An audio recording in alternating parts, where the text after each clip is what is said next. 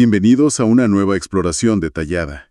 Y, bueno, antes de empezar, que una bendición divina acompañe a quienes nos escuchan hoy, iluminando su día y guiando cada uno de sus pasos durante toda esta semana. Amén a eso. Es un gusto estar aquí para esta inmersión profunda. El privilegio es todo mío. Tenemos por delante un recorrido, la verdad, verdaderamente fascinante a través de las notas y comentarios de las Biblias de estudio Holman y N.A. Así es. Y nos vamos a centrar de manera muy específica en el capítulo 11 del libro de Génesis. Porque fíjate, lo que encontramos aquí no es, digamos, un simple registro de eventos antiguos. Para nada. Es un punto de inflexión monumental en la historia humana. O sea, resulta asombroso observar cómo el texto nos lleva desde la construcción del primer gran rascacielos de la humanidad. Erigido por pura rebelión, hay que decirlo. Totalmente, un monumento a la rebelión. Y de ahí pasamos hasta las calles bulliciosas, sofisticadas y sumamente avanzadas de una antigua metrópolis, conocida como Ur de los Caldeos. Ajá.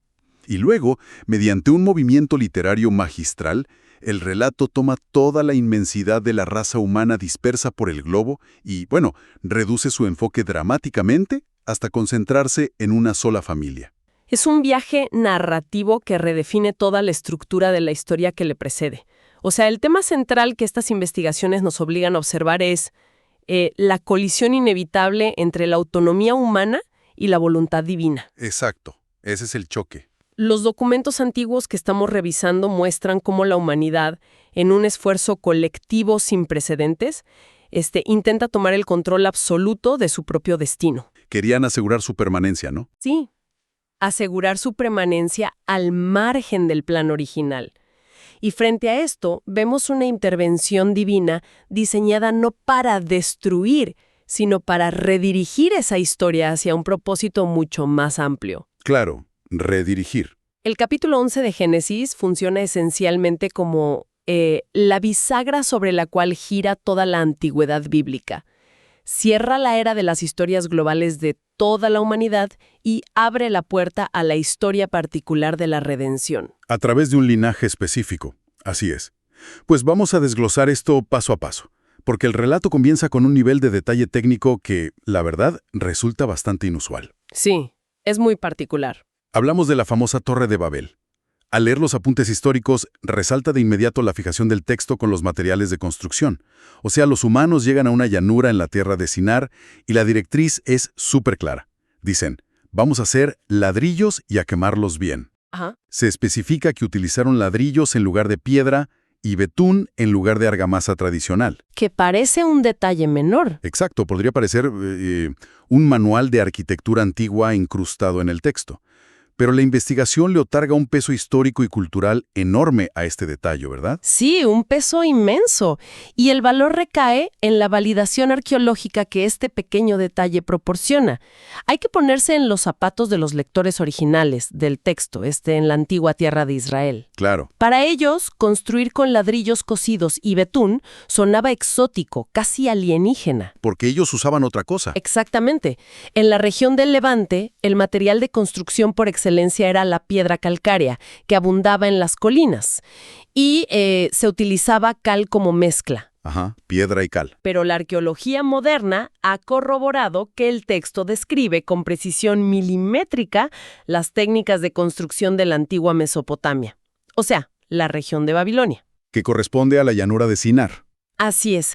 Al ser una llanura aluvial entre los ríos Tigris y Éufrates, pues carecían de canteras de piedra, no había piedra. Tuvieron que innovar.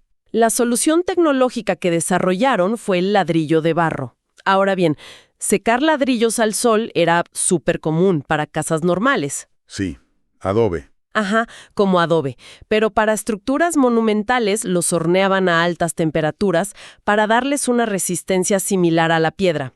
Luego extraían betún. Que es como una brea natural, ¿no? Exacto, un material asfáltico natural que brotaba en ciertas zonas de la región y lo usaban como un cemento impermeable. Así es precisamente cómo levantaban los colosales zigurats. ¡Wow! Esos zigurats debieron ser un espectáculo visual abrumador para la época. Eran básicamente montañas artificiales. Inmensos templos con torres escalonadas que, me imagino, dominaban por completo el horizonte plano de Mesopotamia. Pero al analizar el texto, surge la pregunta obvia sobre la motivación. O sea, ¿por qué hacer una obra de ingeniería tan titánica? Y aquí es donde la narrativa revela su verdadera intención. Sí, porque los constructores declaran dos objetivos precisos. Dicen, hagámonos un nombre y también para que no seamos esparcidos sobre la faz de toda la tierra. No se trataba simplemente de un avance urbanístico. No, era otra cosa. Era un proyecto impulsado por el deseo de consolidar el poder humano. Un esfuerzo de, digamos, seguridad nacional envuelto en un orgullo desmedido. Totalmente. Y para comprender la gravedad de esto, hay que mirar el precedente inmediato en el texto bíblico. En Génesis 9, el mandato divino tras el diluvio había sido explícito. Multiplíquense y llenen la tierra. Exactamente. Se trataba de un diseño expansivo que implicaba un estilo de vida probablemente nómada. Explorar y poblar nuevos territorios. Y ellos hacen todo lo contrario. La decisión de establecerse en la llanura de Sinar y construir esta torre centralizadora representa un rechazo frontal a esa directriz. Es la negativa rotunda a someterse a un plan superior. Prefiriendo la autosuficiencia de una ciudad fortificada. Así es. De hecho, los estudiosos señalan que esta narrativa funciona como una aguda polémica contra los mitos fundacionales de la propia Mesopotamia. Eso me pareció increíble en las notas. Las referencias mencionan un texto fascinante al respecto, conocido como el Génesis de Eridu. Un texto clave. Resulta muy revelador comparar ambos relatos. El Génesis de Eridu es un documento sumerio fragmentado de inmenso valor histórico. En ese mito, una deidad femenina, llamada Nintur, convoca a la humanidad errante. ¿Para qué los convoca? Para que dejen su estado salvaje, para que construyan ciudades, se establezcan centros de culto y adopten la vida sedentaria. O sea, para ellos, aglomerarse era lo ideal. Para la cosmovisión mesopotámica, la centralización urbana y la construcción de zigurats representaban el pináculo absoluto de la civilización y el orden. Y el relato bíblico de Babel toma esa misma premisa de la urbanización centralizada, pero vaya, le da la vuelta por completo. La subvierte totalmente. No la presenta como el triunfo del progreso, sino como una insurrección arrogante, un intento de la humanidad de autodeificarse a través de la arquitectura monumental. Básicamente el texto bíblico desmantela el mito de que aglomerarse en una superciudad tecnológica es sinónimo de éxito definitivo. Y al relatar este choque de perspectivas, el autor utiliza un recurso literario brillante, un toque de ironía y sátira que las notas de estudio no pasan por alto. Es una ironía fantástica. Tenemos a esta humanidad unificada, invirtiendo recursos colosales, horneando ladrillos sin descanso para erigir una torre, abro comillas, cuyo tope llegue a los cielos. Quieren invadir el espacio divino. Esa era su ambición. Sin embargo, en el clímax del esfuerzo humano, el texto relata que Dios tuvo que descender para poder ver la ciudad y la torre. Es maravilloso. Es una imagen tan cómica y profundamente humillante para los constructores. Constituye una de las descripciones antropomórficas más agudas de la literatura antigua. Los seres humanos están convencidos de que su proeza arquitectónica está arañando la bóveda celeste. Sí, que ya llegaron. Han construido lo que consideran una montaña inalcanzable. Pero desde la perspectiva divina, su grandioso rascacielos es tan insignificante, tan diminuto, que se requiere un acto de condescendencia. Un descenso. Un descenso, simplemente para poder inspeccionarlo de cerca. Esta burla literaria destroza la pretensión de grandeza humana mucho antes de que se mencione cualquier juicio sobre la ciudad. Y fíjate que esa misma sátira se impregna en la identidad del lugar. Ajá. Al final del relato, la ciudad recibe un nombre que ha resonado a través de los milenios: Babel.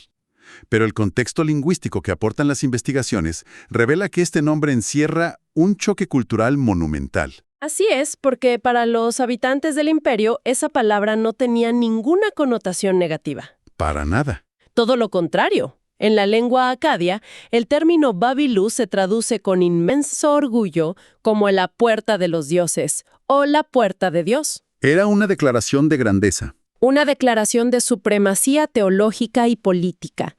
Significaba que su ciudad era el punto de acceso legítimo entre lo terrenal y lo divino. Pero el autor bíblico no se queda con eso. No, lo que hace el autor hebreo es aplicar un juego de palabras maestro, utilizando la raíz del verbo hebreo balal. ¿Qué significa mezclar o confundir? Exacto. Con un simple giro fonético, el centro del orgullo imperial, la supuesta puerta de los dioses, es rebautizado para siempre en la memoria histórica como el lugar de la confusión. Es brutal.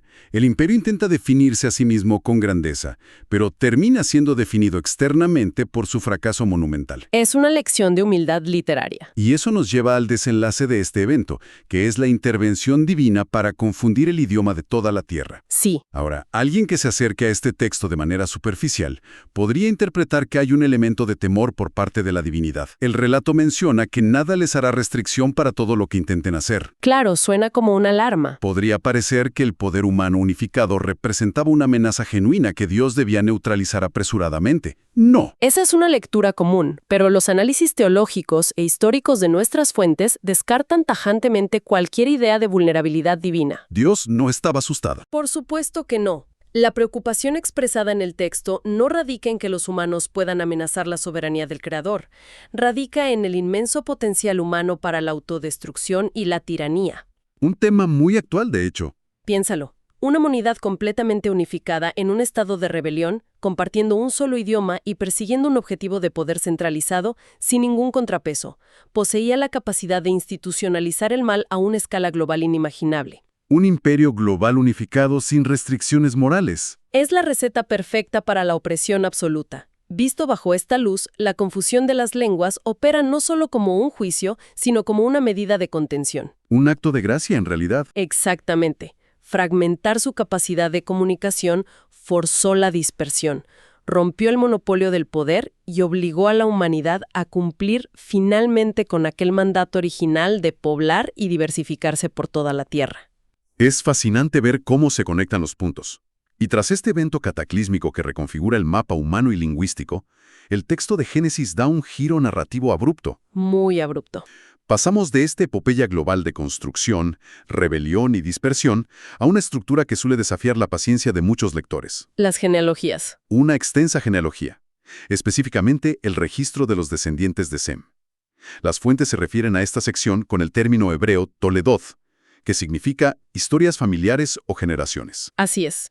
Y es muy fácil ver una lista de nombres y años y querer saltar directamente al siguiente relato de acción. Es muy comprensible que el lector moderno experimente cierta fatiga con estas listas genealógicas, pero en la literatura del antiguo Cercano Oriente, y particularmente en el libro de Génesis, estas secciones son la columna vertebral de la narrativa. No están ahí por accidente.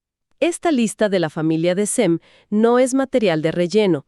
Cumple una función de simetría estructural profundamente deliberada. Fíjate en los números. Si observamos con detenimiento, este Toledoth enumera exactamente 10 generaciones, comenzando con Sem y concluyendo con Taré. ¿Lo cual no es casualidad? No. Esto establece un paralelismo matemático perfecto con el capítulo 5 de Génesis, que también documenta exactamente 10 generaciones desde Adán hasta Noé. Resulta evidente que hay una intención arquitectónica en cómo se presenta la historia. Es como un puente que conecta dos eras distintas. Pasamos de mirar la historia general de las naciones que se esparcieron desde Babel a enfocar la cámara en un linaje sumamente específico. Un linaje que será el vehículo para el resto del relato. El autor está utilizando la genealogía como un embudo histórico. Me gusta esa imagen, un embudo. Hemos visto el fracaso de la humanidad en su conjunto. Primero antes del diluvio y ahora en la llanura de Sinar.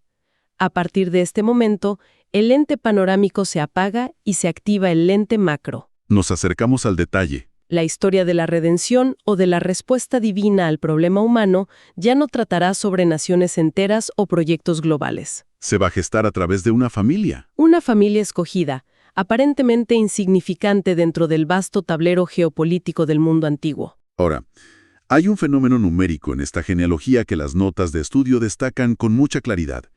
Al observar los años de vida registrados para estas 10 generaciones postdiluvianas, notamos una caída en picada. Es muy notorio. Pasamos de figuras ancestrales que supuestamente vivían múltiples siglos a una reducción drástica y sostenida generación tras generación. La longevidad humana se desploma rápidamente. Así es. Lo fascinante es que la investigación histórica conecta este patrón bíblico con otros registros de la antigüedad que no tienen origen hebreo. Las similitudes extrabíblicas en este punto son extraordinarias. El documento más relevante para establecer un paralelo es la lista de los reyes sumerios. Un documento sumerio. Sí, un antiguo texto de Mesopotamia que registra las dinastías de la región. Este documento presenta un esquema cronológico que refleja la misma memoria cultural que vemos en Génesis. ¿Cómo funciona esa lista? La lista de los reyes detalla gobernantes antes de un gran diluvio, con periodos de reinado y vidas absurdamente largas, extendiéndose por miles de años en su narrativa. Vidas larguísimas. Sin embargo, los reyes que figuran después del relato del diluvio muestran una reducción abrupta e inmediata en su longevidad. ¿El mismo patrón? Aunque las cifras de los sumerios son mucho más exageradas que las bíblicas, ambos textos comparten una fuerte tradición histórica en el antiguo cercano Oriente. La convicción de que el ambiente humano, la biología o las condiciones de vida en el mundo cambiaron de forma irreversible después de una catástrofe global. Exacto. Es como si ambos pueblos estuvieran mirando el mismo evento en el espejo retrovisor de la historia, registrándolo a través de sus propias convenciones numéricas. Es una excelente forma de verlo. Ahora, esta lista genealógica en forma de embudo termina deteniéndose de golpe en un nombre llamado Taré. La narrativa se asienta y nos presenta a sus 3 hijos, Abraham, Nacor y Harán.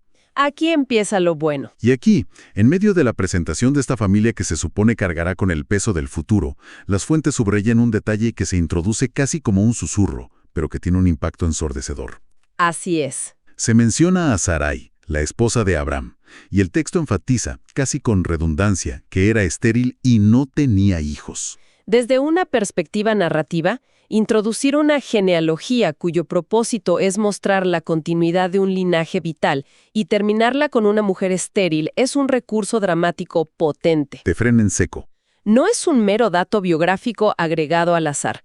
El texto está estableciendo la principal barrera teológica y práctica para el resto del libro de Génesis. Es un obstáculo insuperable. La esterilidad de Sarai representa un callejón sin salida biológico. Es una forma de asegurar al lector que la nación que surgirá de esta familia no será el resultado de la simple capacidad humana o del curso natural de las cosas. Va a requerir intervención directa. Al presentar una situación humanamente imposible desde el primer momento, el relato garantiza que cuando finalmente aparezca un heredero, será reconocido innegablemente como una provisión divina milagrosa. Todo el escenario queda preparado para la promesa que vendrá. ¡Qué maravilla literaria y teológica! Y fíjate que el escenario físico desde el cual comienza esta historia es igualmente absorbente. Sin duda. Durante mucho tiempo, la cultura popular ha imaginado los relatos de estos patriarcas bíblicos en un entorno polvoriento. Como en medio de la nada, De personas viviendo en rústicas tiendas de campaña aisladas de la civilización. Pero las notas que analizan el lugar de origen de esta familia, Ur de los Caldeos, destruyen por completo esa imagen. por completo. Las excavaciones realizadas por el arqueólogo británico Leonard Woolley entre 1922 y 1934 en el montículo de Tel el Mukayar nos pintan una realidad que roza lo increíble. Las excavaciones de Woolley revolucionaron nuestra comprensión del mundo en el que nació Abraham.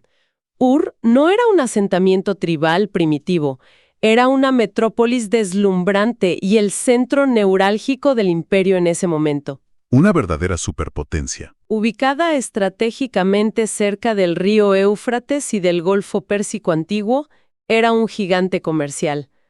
Durante el periodo conocido como la Tercera Dinastía de Ur, bajo el liderazgo del rey Ur-Nammu a finales del tercer milenio antes de Cristo, la ciudad experimentó una era dorada. ¿Qué tipo de avances tenían? Tenían un sistema de escritura complejo, escuelas, leyes codificadas, casas privadas de 2 pisos con patios interiores. Casas de 2 pisos. Y un sistema de drenaje que muchas ciudades posteriores envidiarían. El paisaje estaba dominado por un monumental complejo de templos, cuyo centro era el enorme sigurat dedicado a Nana. El dios de la luna. Exacto, una estructura colosal que se elevaba en el horizonte. Pensar que Abraham pertenecía a una sociedad con ese nivel de infraestructura, arte y educación hace que su posterior llamado a dejarlo todo para vivir como nómada en tiendas de campaña adquiera un tono de sacrificio mucho más profundo. Abandonó su confort total. Abandonó el equivalente al Nueva York de su época. Y hablando de Ur, hay un detalle geográfico sobre su nombre, Ur de los Caldeos, que representa una pequeña anomalía temporal en el texto. Es un anacronismo fascinante que revela cómo se editaban y preservaban los textos antiguos para mantener su relevancia. Porque los caldeos no estaban ahí en esa época, ¿verdad? No, el término caldeos se refiere a un pueblo seminómada que se asentó y dominó el sur de Mesopotamia, pero esto ocurrió históricamente alrededor del año 1200 a.C. Siglos después de la época de Abraham. Siglos después. Lo que los especialistas concluyen es que el autor final o un editor posterior del libro de Génesis añadió la frase de los caldeos como una actualización geográfica. Para ubicar al lector. En la antigüedad existían varias localidades que llevaban el nombre de Ur o nombres similares en el cercano oriente. Al agregar de los caldeos, el editor le estaba dando a los lectores de su propia época las coordenadas exactas. Para que entendieran que se trataba de la famosa Ur, ubicada en el sur de Babilonia. Exactamente. Funciona igual a como hoy alguien podría decir, sucedió en la antigua Bizancio, lo que hoy conocemos como Estambul, asegurándose de que la audiencia contemporánea no se pierda en el mapa histórico. Es una actualización editorial muy útil. Y para cerrar nuestro análisis de este capítulo, las notas presentan un aparente conflicto matemático que resulta ser un rompecabezas excelente. Este es un detalle que me encanta. Acompáñenme a hacer los números.